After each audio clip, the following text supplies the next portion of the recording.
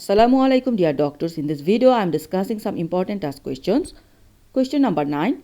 Pituitary adenoma visual effect. Answer is bitemporal hemianopia. I am explaining some of this question that craniopharyngioma may be suprasellar or supra and intrasellar, and therefore as the tumor increases in size, its pressure is applied to the optic chiasma and the site of the decussation of the temporal field fibers, and therefore vision is temporal fields is lost bilaterally. That's the explanation that craniopharyngioma, when it increases in size, it causes pressure on optic chiasma. Remember this point, optic chiasma is the site and decussation occur on the temporal field fiber. So bitemporal hemianopia is developed in pituitary adenoma. Question number 10. A case, baby is 26 weeks with ventilatory need. What is the causative organism? That is group B, Streptococcus. We know that group B Streptococcus or Streptococcus agalactiae, this is an important, most common cause of neonatal meningitis. And this group B Streptococcus early disease after present with septicemia and respiratory distress, example pneumonia or persistent pulmonary hypertension in the newborn.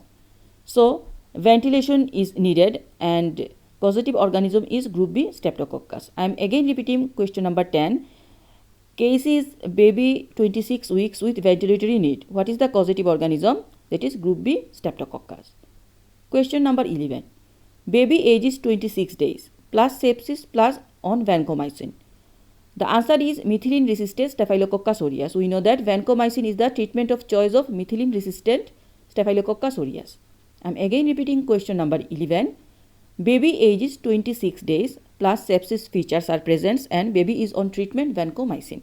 So what is the causative organism? And we know that methicillin resistant Staphylococcus aureus is the treatment of choice. Vancomycin is the treatment of choice. Question number 12. Baby FT after premature rupture of membrane. What is the causative organism? Answer is group B Streptococcus.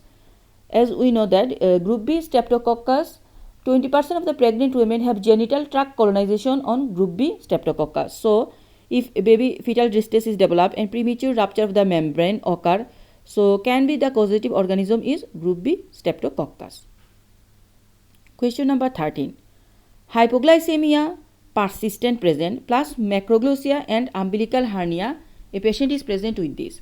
And answer is Beckwith-Wiedemann syndrome. As we know that Beckwith-Wiedemann syndrome is an fetal overgrowth syndrome, gene 11, and the three major features of Beckwith-Wiedemann syndrome is pre and postnatal overgrowth, macroglossia and abdominal wall defect. And other minor and important features is there is characteristics air sign, earlobe creases or posthelical pits, facial nevus or phlemus, hypoglycemia, hemihypertrophy and organomegaly.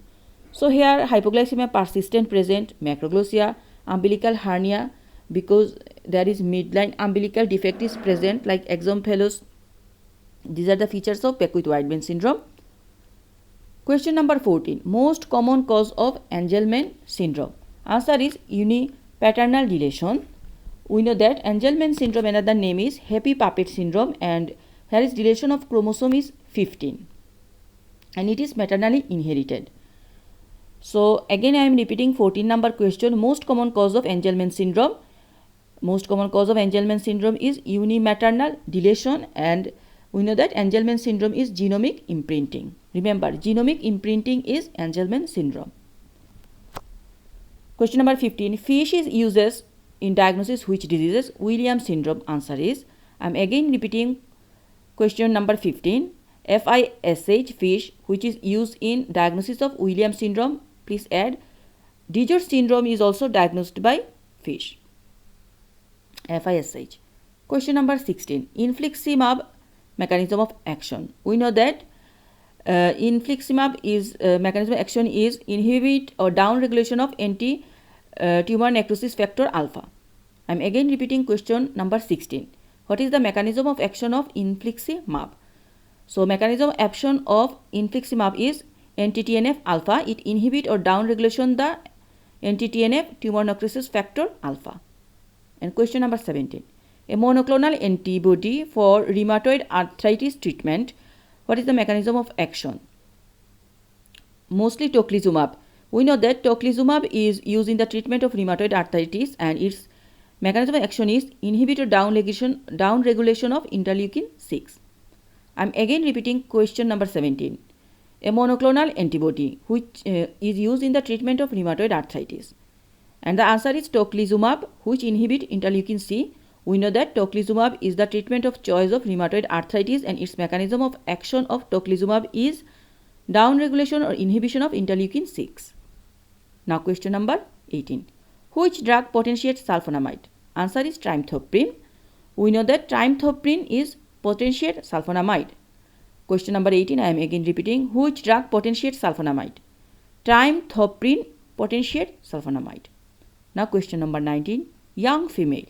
Harsh continuous murmur up left sternal border plus biventricular hypertrophy. What is the clinical sign? Diagnosis patent ductus arteriosus and bounding pulse. We know that continuous murmur, collapsing murmur, bounding pulse or long murmur, anything that is present on patent ductus arteriosus. I am again repeating question number 19. Young female. Harsh continuous murmur on the left upper sternal border plus biventricular hypertrophy. So what is the clinical sign? Make the diagnosis. That is patent ductus arteriosus and bounding pulse. That is the key points. Now question number 20.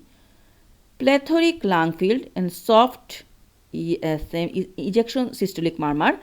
So diagnosis is fixed splitting second heart sound widening. We know that fixed S2 widening splitting second heart sound is ASD characteristic sign. I am again repeating question number 20, that is plethoric lung field and soft ejection systolic murmur. So answer is fixed S2 widening and diagnosis is ASD. This is all about today's video.